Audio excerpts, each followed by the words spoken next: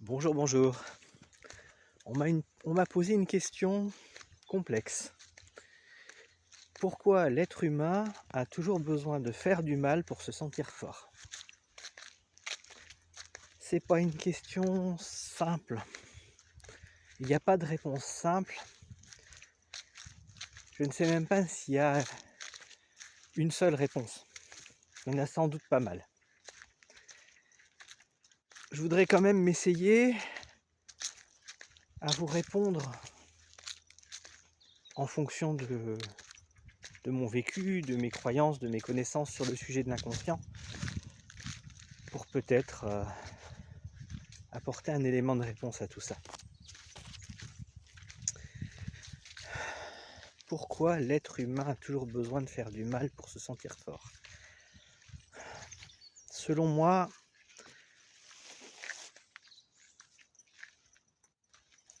il y a une sensation qui est celle de se sentir vivant.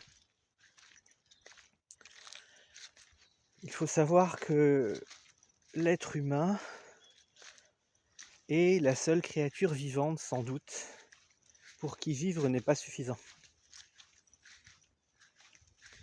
qui a besoin d'autre chose pour se sentir vivant. Or, le simple fait de sentir et de penser, c'est déjà être vivant. Malheureusement pour nous humains,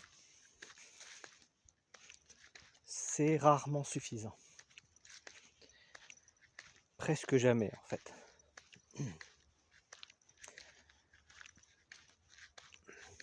Très dur de répondre à ça. Quand on a besoin de sentir des choses plus fortes que le simple fait de respirer et de vivre et d'être, eh bien on va chercher des techniques, des palliatifs, des solutions. Il y a des personnes qui vont aller très très loin et se lancer dans des sports tellement extrêmes qui vont se mettre en danger et risquer leur vie systématiquement juste pour sentir qu'ils sont en vie. Il y a d'autres personnes qui vont se plonger dans un loisir, une situation, quelque chose qui va leur donner de la valeur, comme par exemple faire du bénévolat, aider les autres. Il y en a qui vont vouloir sauver les autres. Et je pense que c'est pas forcément le besoin de faire du mal qui est le plus fréquent, mais la conséquence d'un certain nombre de choses qui font que l'autre en face a la sensation qu'on lui fait du mal. Bien entendu, il va y avoir des personnes extrêmement vicieuses, sadiques, etc., qui peuvent faire du mal juste pour le plaisir.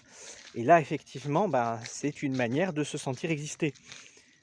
Exister en imposant sa domination et ses actes face à l'autre pour montrer qu'on est quelque chose de plus. Sans doute que l'explication se trouve quelque part dans le principe du triangle de Karpman. Pour ceux qui connaissent, ça sera plus facile à comprendre. Pour les autres, le triangle de Karpman, c'est le fameux triptyque victime, sauveur et bourreau. C'est représenté par un triangle. Et il est vrai que la plupart d'entre nous passons de l'un à l'autre régulièrement. Il y a des personnes qui vont avoir davantage le rôle de victime, de bourreau ou de sauveur. Ce sont des rôles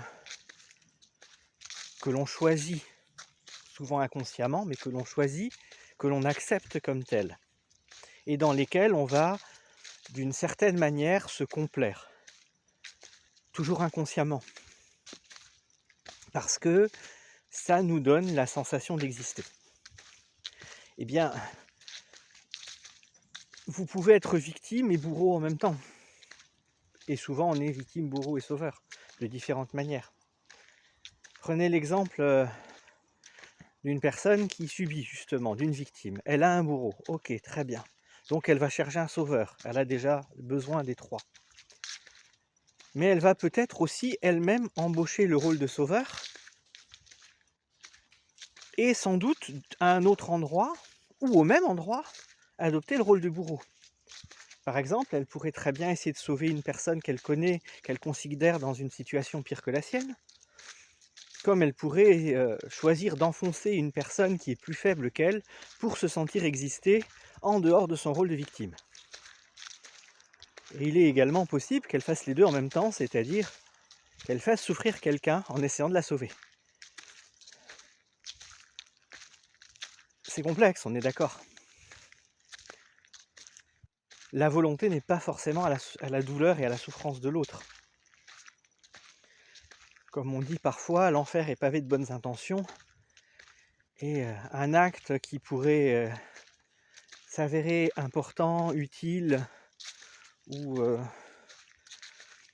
gentil pour celui qui va le commettre, je dis bien le commettre, pourrait s'avérer quelque chose d'extrêmement dur pour l'autre en face, parce qu'il n'est pas forcément prêt à, ou parce que c'est pas ce qu'il attend, pas ce qu'il demande, pas ce dont il a besoin. Pour moi, ça c'est les cas les plus fréquents. On va faire du mal, souvent par accident, sans le vouloir. Au contraire, en voulant faire du bien.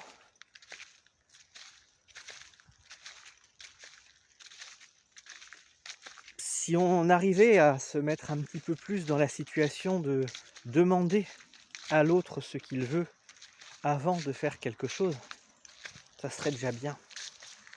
Par exemple, souvent on veut donner des conseils pour le bien de l'autre. Eh bien, si l'autre en face ne veut pas de ces conseils, ça peut être considéré comme extrêmement agressif, voire comme moralisateur. Pire, si la personne suit ses conseils et qui ne sont pas adaptés à sa situation, ça peut la mettre dans une merde noire, voire la faire tomber encore plus bas qu'elle n'est. Il est vrai que pour celui qui va donner des conseils, c'est gratifiant de se dire « Ah, moi je sais comment faire, je vais lui dire ». Mais souvenez-vous de cette image de l'œuf et du poussin. Si vous brisez la coquille, c'est que le poussin n'est pas encore assez fort pour sortir et il va mourir. Si c'est lui qui brise la coquille, il va vivre. C'est un peu la même chose pour les conseils. Alors oui, je sais, moi aussi, il m'arrive de donner des conseils. Et plus ça va, plus je demande.